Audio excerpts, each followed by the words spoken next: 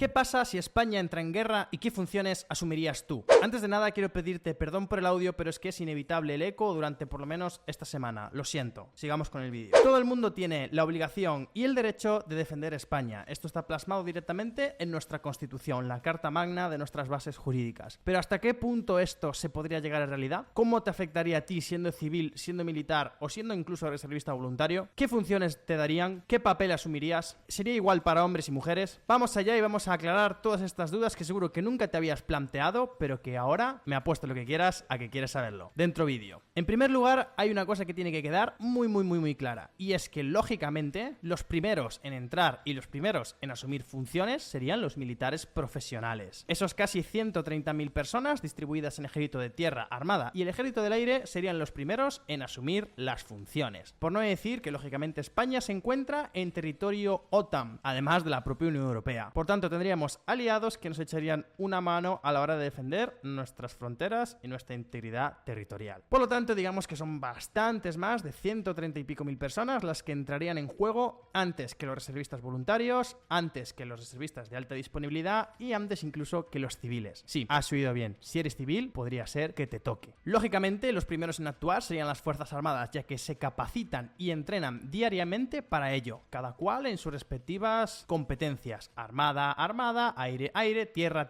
Y cada uno con sus diferentes funciones. Infantería hará lo suyo, artillería hará lo suyo, administración del aire hará lo suyo, etc. Pero vamos a ponernos en la peor de las situaciones. Supongamos que estamos en una simulada tercera guerra mundial. Muy probablemente los aliados tendrían mejores cosas que hacer que echarnos una mano a nosotros, ya que realmente España siempre jugó un papel, o casi siempre jugó un papel bastante neutro en la Primera y la Segunda Guerra Mundial. Así que supongamos que hacemos lo mismo, que España juega un papel neutro y que están, pues lo mítico, Estados Unidos, Rusia, Alemania, lo de siempre. Y supongamos que ahora sí, España decide entrar y los efectivos de nuestros aliados son insuficientes para ayudarnos y que nuestras fuerzas armadas también se quedan cortas, ya que después de una guerra de 2 o 3 años, lógicamente el número de efectivos va disminuyendo drásticamente. Bajas, lesiones, etcétera.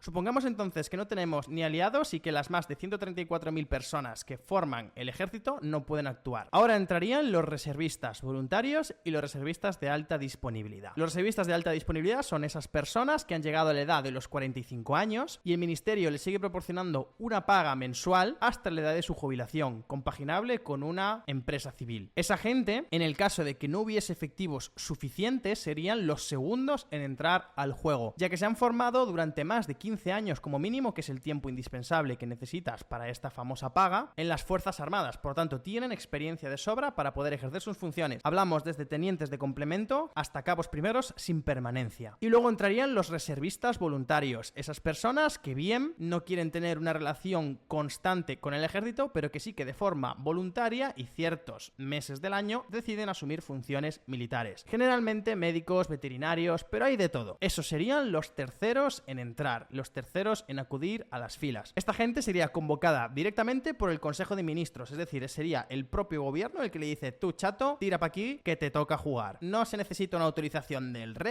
ni del Congreso, ni nada extraño. Simplemente los llamaría el propio Consejo de Ministros. Interrumpo nada, un minuto para recordaros que todos aquellos que les estáis planteando ya sobre todo la primera convocatoria de 2025, que sepáis que tenemos las matrículas abiertas ya para ese curso.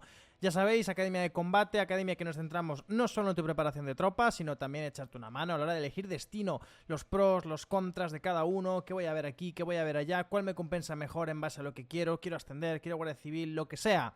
Estamos obteniendo resultados ya comprobables, tenéis nuestros resultados siempre en nuestras historias de Instagram, podéis pasaros y echarles un vistazo y os dejo, como no, el enlace en la primera línea de descripción y en el primer comentario fijado. Un abrazo. Supongamos que la guerra ya se ha alargado durante 4 o 5 años y estos efectivos tampoco dan abasto. Aquí sería cuando entras tú, las capacidades civiles. Aquí se armarían dos grupos. En primer lugar, los voluntarios, los que por su propio pie y por su propia decisión deciden auxiliar a las Fuerzas Armadas, o por lo menos lo que queda de ellas. Y por último, los obligados, los que no se ven ni de coña empuñando un arma, sin embargo no le queda más remedio que volverlo a hacer. Y aquí se volvería a dividir por tramos de edad. De los 18 a los los 24 años serían los primeros en llamar. De los 24 a los 30 y largos serían los segundos. De los 30 y pico a los 50 y largos, los terceros. Y por último ya, hasta la edad de jubilación. He de decir que lógicamente ir obligado no quiere decir ir a la trinchera en primera línea de fuego disparándote ahí contra los enemigos. Hay muchísimas funciones que se asumen dentro del ejército. Funciones logísticas, funciones administrativas, veterinarios, médicos, enfermeros. Hablamos de que hay muchas